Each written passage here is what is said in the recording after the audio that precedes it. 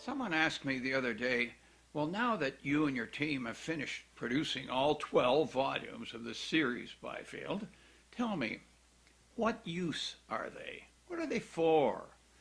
It seemed a fair question, and in answering it, let me first tell you two things that they are not for. While they are certainly, as some people say, beautiful, they are not merely picture books, something to be looked at. And while they are useful sometimes to ascertain facts, they're not really an encyclopedia either. They are intended to be read.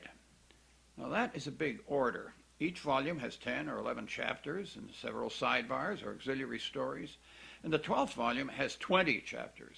Now if a person were to read, say, a chapter a week, how long would it take him to read the whole series?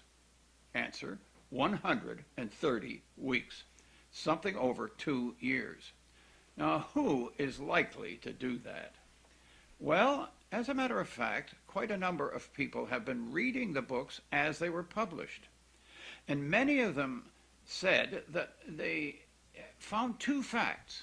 First, they say reading them is not difficult. Each chapter tells a story, a true story, as historically sound as we could make it, but still a story. And the stories tend to link to one another, often with one event causing the next.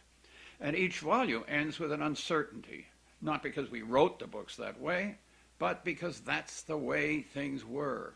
The Christians have always faced uncertainties, and sometimes very dark ones.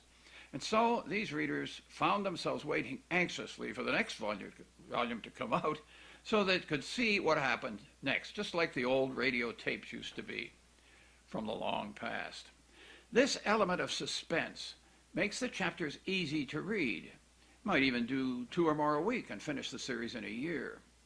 The second thing they discovered is more difficult to explain, but far more important. That is, they discovered that as the past became more and more known to them, it subtly but assuredly changed their view of the present.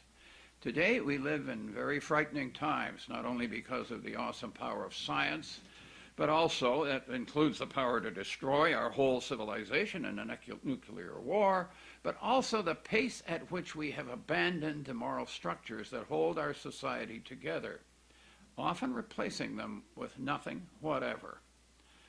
But as through history you discover the way this new situation came about, it sometimes becomes much less threatening. You were able to say, here and here and here we erred. What we did was sheer folly. If we are to correct these errors, discovering how we fell into them is the first step in that process. This is what our readers found from reading these books. The present became much less fearsome, and that is why we have published these volumes. I'm Ted Byfield, the General Editor.